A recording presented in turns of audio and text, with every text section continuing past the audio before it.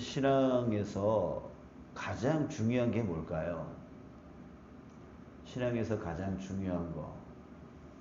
그 중에 가장 대표적인 것은 바로 믿음일 겁니다. 그죠? 믿음 없이는 신앙생활 할 수 없죠. 그러면 믿음은 뭘 믿는 게 믿음이냐라고 하는 거예요. 오늘 본문에 두 맹인이 처음에 나옵니다. 이게 두 맹인이 예수님을 따라오면서 외쳐요. 뭐라고 외치는지 한번 보세요. 다윗의 자손이여 우리를 불쌍히 여기소서라고 외칩니다. 자, 우리 29절에 보면 예수님께서 뭐라고 대답하시냐면 네 믿음대로 될지어다 이렇게 말합니다. 자, 그러니까 이 두 맹인이 외쳤던 다윗의 자손이여 우리를 불쌍히 여기소서라고 하는 이 말이 바로 믿음의 말이라는 거죠. 예, 믿음의 말, 믿음을 얘기하고 있어요. 자, 그러면 어떤 믿음인지 한번 더 살펴볼까요? 다윗의 자손이여라고 했어요. 자, 이 말은 단지 예수님의 족보를 말한 게 아니에요. 이 다윗의 자손이여라고 하는 이 말 자체는 무슨 뜻이냐면 당신은 메시아입니다. 이런 뜻이에요. 그러니까 예수님을 그냥 보통 인간으로 보는 게 아니라 바로 하나님이 보내주신 우리를 구원하실 메시아로 이 맹인은 뭐 한 거예요? 안 거고 믿은 거예요. 예, 믿은 거예요. 그러니까 지금 이 맹인들은 예수님이 누구인지를 알았어요. 누구인지를 믿었어요. 예수님이 바로 메시아다. 이 메시아라는 뜻은 뭐냐면 바로 무엇이든지 능히 할 수 있는 분이다. 어떤 것이든 어떤 질병이든 어떤 문제이든 어떤 것이든 능히 이루실 능히 할 수 있는 능력의 주님이다 라고 하는 그런 의미를 품고 있어요. 그러니까 이 두 맹인은 이것을 외칠 때에 그저 당신은 족보적으로 다윗의 자손입니다 이런 뜻이 아니라 당신은 나의 이 모든 문제를 해결하실 수 있는 능력이 있는 분입니다. 이런 뜻을 갖고 있습니다. 자, 여러분, 우리가 믿어야 될 게 뭡니까? 바로 이거죠. 예수님이 누구다? 모든 것을 하실 수 있는 능력의 주님이다. 우리가 믿어야 될 게 바로 여기 있는 거예요. 자, 이제 두 번째 뭐라 그랬어요? 우리를 불쌍히 여기소서라고 했어요. 불쌍히 여기소서. 여러분, 이것은 뭐냐면 예수님이 어떤 분이신지를 아는 거예요. 믿는 거예요. 예수님이 어떤 분이에요? 불쌍히 여기시는 분이라는 거예요. 예, 불쌍히. 여러분, 모든 행동의 동기는 바로 여기에 있는 거예요. 모든 행동, 모든 사랑의 동기는 바로 불쌍히 여김, 바로 긍휼에 있습니다. 어떤 사람이 길을 걸어가다가 거지가 이렇게 앉아있는 걸 보고 그냥 못 지나가요. 왜 못 지나가요? 불쌍하니까. 불쌍히 여기는 그 마음은 사랑을 하게끔 만드는 거죠. 예, 만드는 거예요. 불쌍히 여기는 마음. 여러분, 하나님께서 우리를 보실 때 우리에게 그 큰 자기의 아들까지 아끼지 아니하셨던 그 동기가 바로 불쌍히 여김, 이 긍휼이에요. 예수님께서 이 땅에 오셔서 그 혈루증 걸린 여인, 안진뱅이, 또 소경, 이런 사람들을 고쳐주신 이유, 동기가 뭐냐면 바로 그 앞에 불쌍히 여겨라고 하는 말이 붙습니다. 그러니까 예수님께서 이 땅 가운데 우리에게 사랑을 베풀어 주신 동기는 바로 불쌍히 여기는 마음인 거예요. 그러니까 이 두 맹인이 우리를 불쌍히 여겨달라고 하는 것은 예수님이 어떤 분이신지 우리에게 능히 불쌍히 여겨주실 그 분임을 믿었던 거예요. 이게 그 불쌍히 여기는 마음은 바로 사랑이죠. 그러니까 여러분 두 가지를 믿는 거예요. 두 가지. 뭘 믿어요? 첫 번째, 능력을 믿는 거예요. 어떤 일이든 하실 수 있는 분이다라고 하는 것을 믿는 거예요. 그런데 만약에 능력이 있는데 나를 불쌍히 여기질 않아. 그러면 나하고 무슨 상관이냐고요. 그러니까 능력이 있고 사랑이 있다는 얘기죠. 이 두 가지를 믿을 때에 나에게 놀라운 일이 일어나게 되어지는 거예요. 예수님은 우리와 관련이 있는 나를 능히 이 문제로부터 해결하실 수 있는 그 믿음이 되어질 수 있는 거죠. 능력만 있고 사랑이 없다? 그럼 나하고 상관이 없는 거예요. 사랑은 있는데 능력이 없다? 이것도 내 문제를 해결할 수 없는 거죠. 사랑만 있고 능력이 없으면 내 문제가 해결될 수 없잖아요. 그러니까 우리는 예수님의 이 두 가지를 반드시 믿는 거예요. 여러분들이 기도할 때에 이 두 가지를 믿음으로 기도할 때에 여러분들의 문제가 여러분들의 그 기도가 응답이 될 수 있는 거죠. 예. 여러분, 저와 여러분들에게 이 두 가지의 믿음, 온전한 믿음이 있기를 축복합니다. 자, 이것을 한 번만 설명하신 게 아니라 이 오늘 본문에서 우리는 또 찾아볼 수가 있는데, 두 번째는 28절에 보면 예수님께서 집에 들어가실 때에 맹인들이 많이 또 찾아왔어요. 그랬더니 예수께서 뭐라고 하셨냐면 내가 능히 이 일을 할 줄 믿느냐 이렇게 말했어요. 내가 능히 이 일을 할 줄 믿느냐. 자, 이 질문은 바로 앞에서 말한 두 가지의 믿음을 말해주고 있는 거예요. 첫 번째 뭐냐면 내게 이런 능력이 있는 줄 너 믿니? 능력에 대한 질문이에요. 또 한 가지는 뭐냐면 내가 너를 위해서 이 일을 할 줄 믿니? 사랑에 대한 믿음이에요. 그러니까 이 질문에 두 가지의 의미를 품고 있는 거예요. 너 내가 능력이 있는 거 알아? 내가 너 사랑할 거라는 거 알아? 믿어?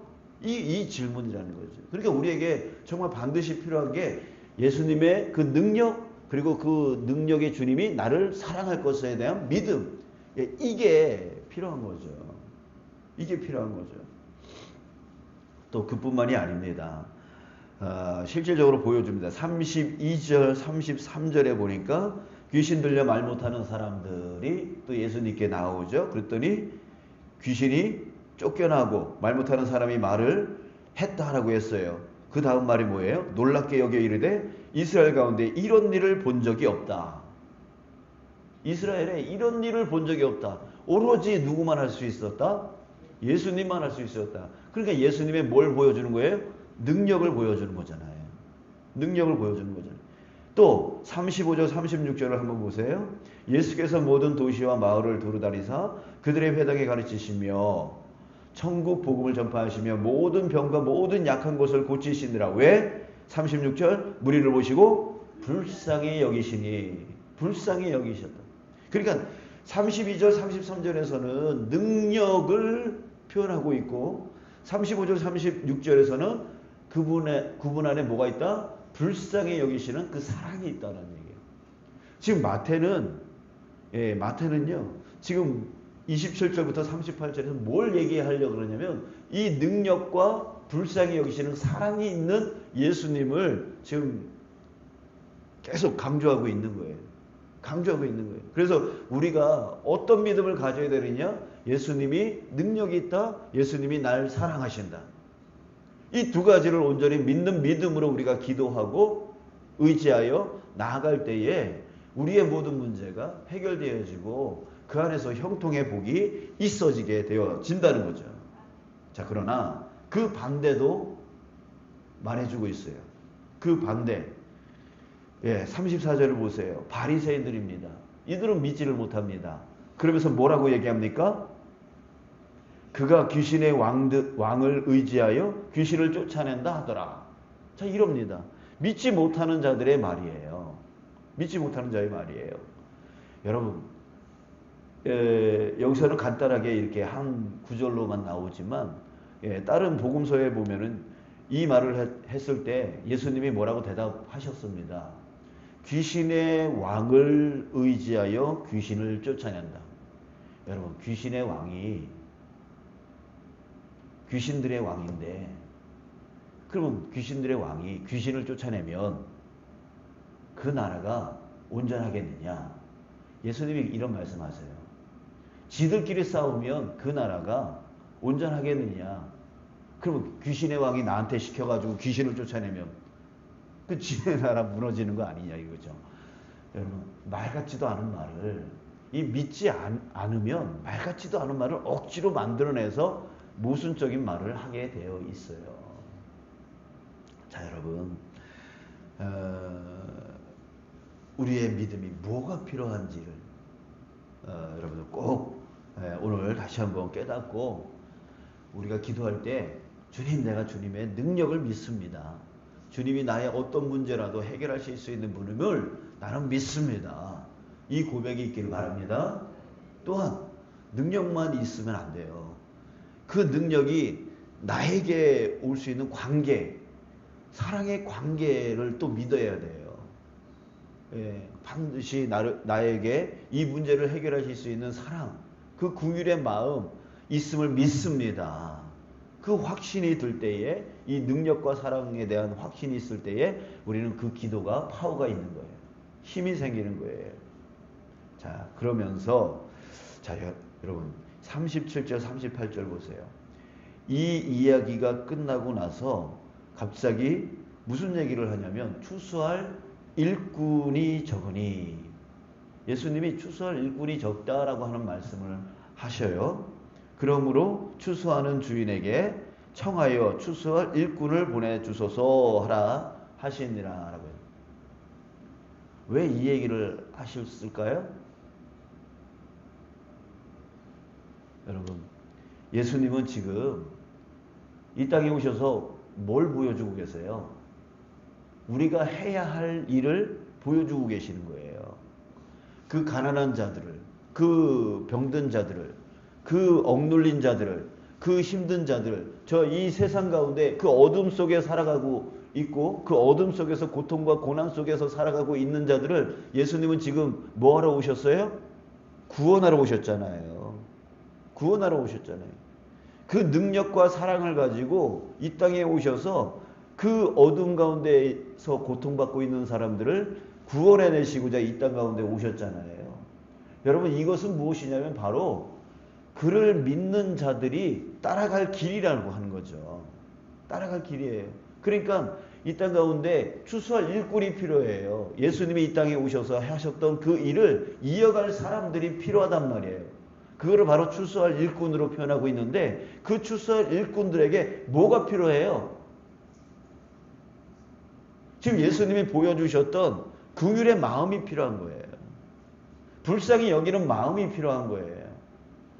여러분, 일꾼 하면은 뭔가 일을 잘해야지만, 일머리가 있어가지고 잘해야지만 하는 그 일 잘하는 사람을 일꾼으로 우리는 생각을 하지만, 교회 안에서도 일 잘하는 사람을 자꾸만 찾으려고 하지만, 여러분, 사실 예수님이 원하는 추수할 일꾼은 어떤 사람이냐면 바로 불쌍히 여기는 마음을 가지고 있는 사람이에요.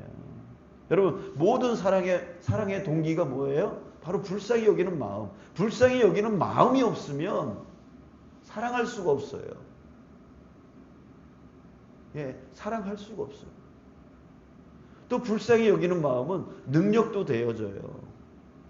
나에게 100원이 있든 10원이 있든 상관없이. 여러분, 불쌍히 여기는 마음이 없으면 나한테 10,000원짜리가 있어도 100만 원이 있어도 다른 사람 도와줄 수 없어요. 자기한테 능력이 있어도요, 도와주지를 못해요. 사랑을 하지를 못해요. 근데 나한테 100원이 있더라도 10원이 있더라도 불쌍히 여기는 마음이 있으면 그걸 나눠요. 그러니까 우리에게 필요한 거는, 우리에게 필요한 거는 일 잘하는 사람들이 아니에요. 불쌍히 여기는 마음이 있는 사람. 바로 그게 추수할 일꾼이라는 거예요.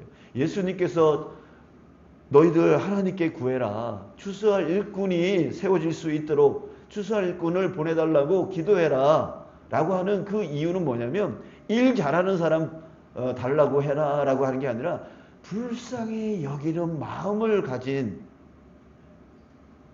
그 추수할 일꾼이 세워지도록 보내달라고 구해라 라고 예수님이 말씀하십니다. 사랑하는 여러분, 저와 여러분들이 바로 먼저 이 추수할 일꾼이 되었으면 좋겠어요. 뭔가 우리 일하자라고 했을 때 나는 능력이 없어요. 나 일 잘 못해요. 나 그런 뭐 지식도 없어요. 이런 거 따지지 말고 정말 불쌍히 여기는 마음, 이것만 있으면 돼요.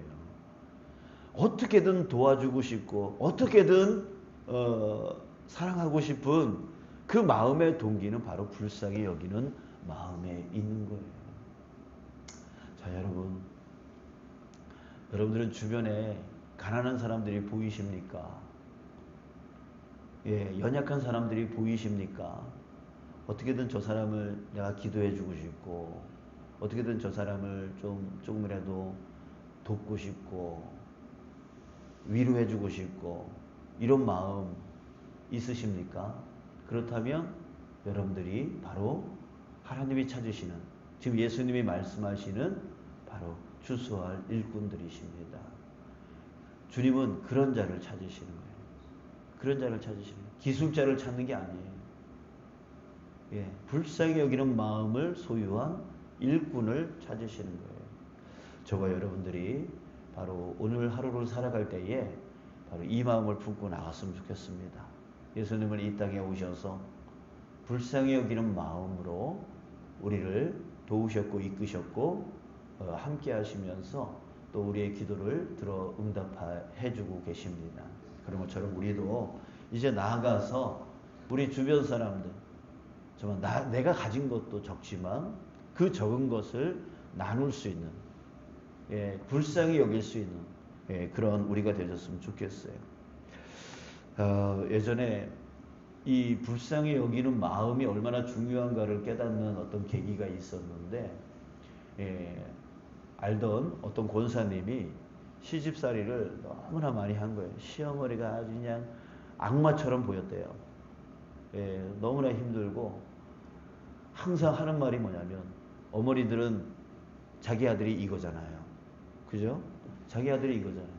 그러면서 이 며느리한테 너 때문에 내 아들이 더 좋은, 더 훌륭한, 더 높은 데로 그 좋은 여자 만나가지고 성공할 수 있었는데 너 때문에 못하지. 항상 이 소리를 했대요. 얼마나 속상해요. 얼마나 속상해요. 그러면서 속으로 남편 놈 때려 죽이고 싶지. 왜 날 좋아해가지고 이 고생을 시키나. 뭐 이렇게. 아무튼간에 너무 시어머니가 말마다 계속 그런 식으로 하니까 또 누구예요? 시누이들이 또 그러니까 너무나 속상하고 너무나 마음이 아팠대요. 그래서 하나님 앞에 나아가서 엉엉 울면서 또 기도하고 또 참고 또 이제 시어머니 모시고 이렇게 살았는데 어느 날 그렇게 미웠던 시어머니가 불쌍하게 느껴지더래요. 불쌍하게 느껴지더래요. 오죽하면 저럴까 라고 하는 그 마음, 긍휼히 여기는 마음이 딱 생기더래요. 그 다음부터는 불쌍하니까 밥이라도 좀 더 잘 챙겨 드리자, 이런 식으로 되더라는 거예요. 그랬더니 그 다음에 어머니의 마음이 녹아지더라는 거예요. 녹아지더라는 거예요. 자기는 불쌍해서 좀 더 잘해주자 이러니까 그것이 쌓이다 보니까 시어머니의 마음이 녹아지더라는 거예요. 그 이후에 완전히 바뀌었대요. 시누이들도 완전히 바뀌었대요. 자, 여러분, 그렇습니다. 긍휼히 여기는 마음이 이런 능력이 있습니다. 이런 능력이 있어요. 그러니까 저도 우리 주문진 교회에 와서 정말 행복한 마음을 갖게 되어진 것 또한 이것 때문인 것, 긍휼히 여기는 마음 때문인 것 같아요. 왜요? 여러분들이 저희 가정을 긍휼히 여겨주시는 것 같아요. 예, 말할 때마다 항상 예, 아유 요즘 힘들어서 어떻게 해요 목사님, 예, 힘내세요. 예, 이렇게 이런 말씀들을 많이 해주세요. 그 어떻게 한편으로 보면 그런 말을 하면 괜히 목사님 교만해지는 거 아니야? 뭐 이런 생각을 가질 수 있어요. 그 앞에 바리새인들처럼 귀신의 왕을 의지해서 귀신을 쫓아낸다 뭐 이런 식으로 하는 것처럼 목사님 저런 그런 말 하면은 교만해져 자만해져 이렇게 생각할 수도 있어요. 그런데 우리 교회 와가지고 항상 예, 그렇게 긍휼히 여겨 주시니까 행복해요. 더 힘이 나요. 더 열심히 하고 싶어요. 그리고 저도 여러분들을 보면서 예, 긍휼히 여기는 마음, 예, 정말 마음이 상해가지고 힘들어하시는 분들, 또 육신의 아픔을 갖고 있어가지고 어려우시는 분들, 예, 이런 분들 정말 어떻게 하면 내가 도와드릴 수 있을까? 어떻게 한 번 더 기도할 수 있을까? 이렇게 생각을 하는 그 긍휼의 마음이 있어요. 자, 여러분, 그러니 이제 주님께서 찾으시는 일꾼, 그것은 기술자가 아니라 바로 긍휼히 여기는 긍휼의 마음을 소유한 자임을 여러분 우리가 깨닫고 저와 여러분들이 먼저 그 마음을 품고 나아가는 자 되어졌으면 좋겠습니다.